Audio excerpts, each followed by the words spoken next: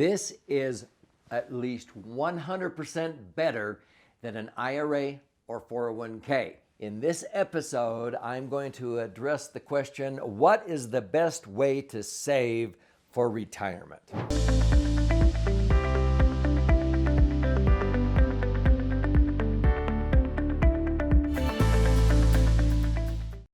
Hi, I'm Doug Andrew, and if this is your first visit to one of my educational videos, welcome. If you've watched many others, welcome back. If you don't know my background, I have been helping people optimize their financial assets, minimize unnecessary taxes, and empower their true wealth for more than 47 years.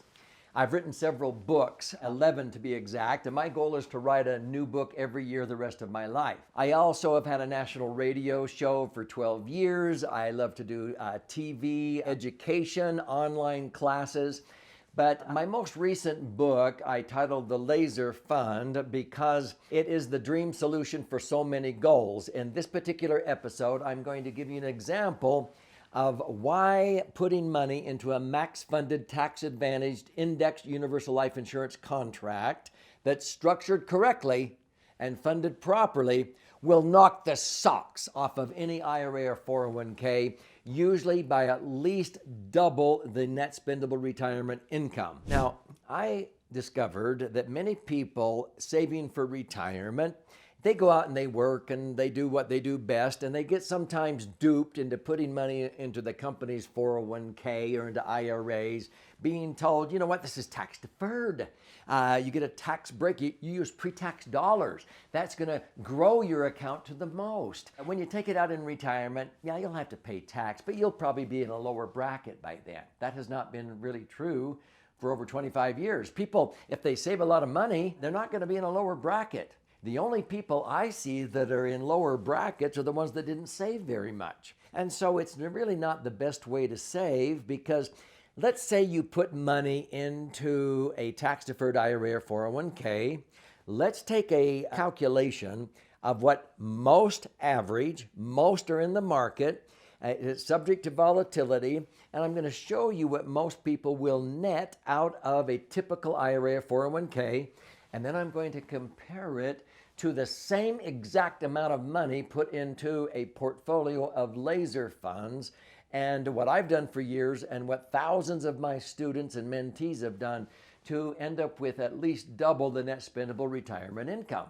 So let's say you're a typical American and you sock away money into a tax-deferred IRA or the company's 401k. And of course, you're earning whatever rate of return you hopefully get by having your money in the market. Now, here's the bare facts, because Dalbar, who studies actual investor returns with people who have money in the market, says that if you would buy and hold, okay, that's what Warren Buffett says you should do, is buy and hold, you would probably average about 9.14%. So let's just round it down, about 9%. You know, most Americans aren't actually realizing a 9% rate of return. Now, I know there are some periods where you might earn 12 or 20 or 25. I've been there, okay? But on the average, sometimes I talk about putting money in a mutual fund because I know I used to have a Series 1 securities license. I had over 3,000 clients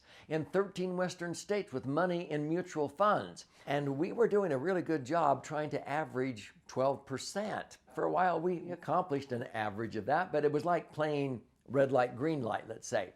And so some years we might make 20, 25, we might take 20 steps forward, but then the next year it may crash and we have to take steps back, forward and back, forward and back. The average person really only might earn 9% is what Dalbar says if they leave their money in the market and just ride it out. Well, that's not all your money. See, in a tax-deferred IRA or 401k, you're going to owe tax on that. So about a third for most Americans will go out the window in tax between federal tax and state income tax, because 41 out of 50 states has a state income tax. So you're not earning 9. On $1 million nest egg, you're not able to use the 90,000 you earn in interest. You have to pull out the 90, pay tax of a third, 30,000 to net 60. So if you're earning 9, you're only netting 6. Most of the asset managers charge at least a 1% asset management fee. So on $1 million, they're charging 1%, that's 10,000. So you pull out 90, you pay 30,000 in tax, another 10,000 in fees, and you're netting at best maybe 50,000. That's 5%. You're netting 5% to buy gas and groceries, prescriptions, and golf green fees. If you have your money in the market, you know the sad thing? Most people aren't averaging 9. They are only averaging 3.49% according to Dalbar. Why? Because they're buying and selling at the wrong times. Most people, they have their money in the market. When it starts to go down, their advisor says, hang in there, it'll come back, hang in there. And when it gets down to a 40% loss, like 2001 to 2003 or 2008, most people say, enough already, and they sell. They get out when it's low. Now, you should be buying low, not selling.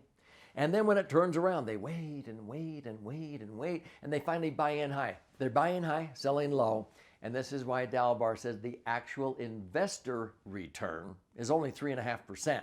This is why the financial services industry came out with what is called the 4% rule. If people only really average 3.5, we don't want them to outlive their money. We don't want to be sued for having them outlive their money. So only recommend they take out 4%. If they take out more than 4%, you got to sign a waiver. You won't sue them. So on $1 million, you pull out 4%, 40,000. You pay tax, even in a 25% bracket, you pay tax of 10,000 of the 40,000. The asset manager's charging another 1%, 10 grand in fees. You're pulling out 40 and only netting 20,000. That's 2%. How pathetic is that? $1 million nest egg generating 20,000 a year of net spendable income? You can do way better than that. Here's how. By using a maximum funded tax advantaged insurance contract. I have used this instrument since E.F. Hutton, who is the brainchild of this, came out with it back in 1980. I have actually averaged over 47 years about 8.2%, but the last 25 years, because indexing came out. Indexing is where my money's not in the market, but I link my returns to an index that the insurance company offers, and it can be the S&P, it can be the Dow Jones, it can be the Russell 2000, the Barclays US Dynamic Balance Index. There's usually 10 or 15 indices that they allow you to select from, and you can diversify. So I have averaged by diversifying my money in various laser funds and by rebalancing based upon what the economy is doing, I've actually averaged about 11.17% the last 25 years. One of those percentage points pays for the insurance that the IRS says has to be there or it won't be tax-free, and I've been netting over 10. So take my word for it. You can read my book and I'll prove it to you. I've been averaging 10% tax-free cash on cash. Now, some advisors say, I've never seen one do that. Well, then you've never seen it designed correctly. So 10%. Every million I accumulate for my retirement in my laser fund portfolio is generating 10% or 100,000 a year of tax-free cash flow. Now, folks, I pull out 100,000, I net 100,000 to buy gas, groceries, prescriptions, golf green fees. The average person in a mutual fund portfolio in tax-deferred IRAs or 401ks that's earning 9 if they bought and held, they're only netting 5, remember? Because you have to pay the tax and you have to pay for the asset management fee of 1% also. How much better is 10% than 5? It's double. It's 100% more. It's 100 grand of income instead of 50,000 net out of an IRA or 401k. Out of the example of the 4% rule, how much better is 10% or 100 grand than a net of 2%, which is only 20 grand? It's 5 times. It's 500% more.